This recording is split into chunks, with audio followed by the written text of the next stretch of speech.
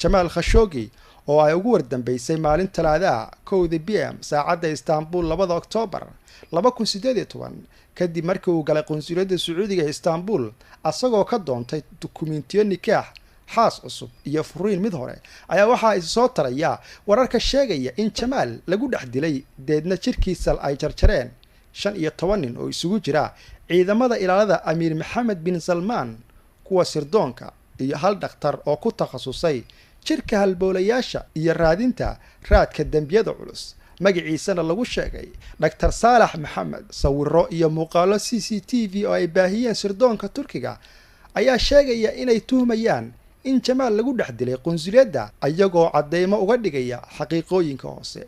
isla barqadii 2 Oktoobar qunsuliyadda waxaa galay 15 nin oo ku yimid 2 diyaaradood oo khaas ah 2 saac ka bacdi markii Jamaal uu qunsuliyadda galay waxaa isla qunsuliyadda ka baxay dhowr gaari oo dhammaantood muraayaduhu madow yihiin iyo gaari fan Mercedes ah oo ah kuwa xamuulka qaada.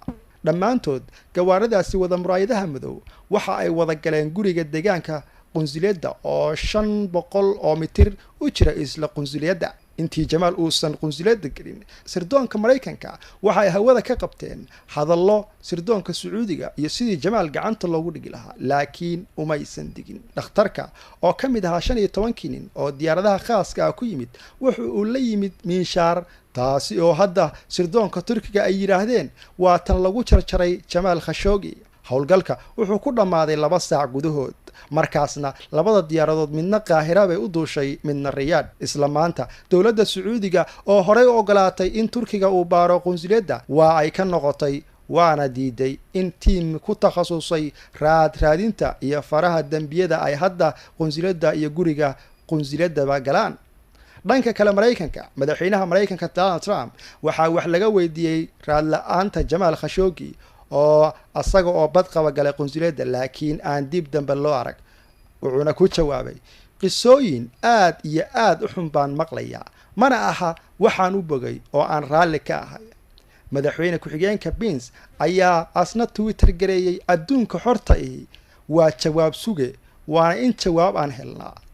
Tim Kaine senator laga soo doortay gobolka Virginia USA oo ah deegaanka Jamaal Khashoggi ayaa isna sheegay inaysan Sacuudiga saas uga hari doonin uuna fariin adag u diray wasaaradda arrimaha dibadda Mareykanka asagoo sida hoose Twitter gareeyay.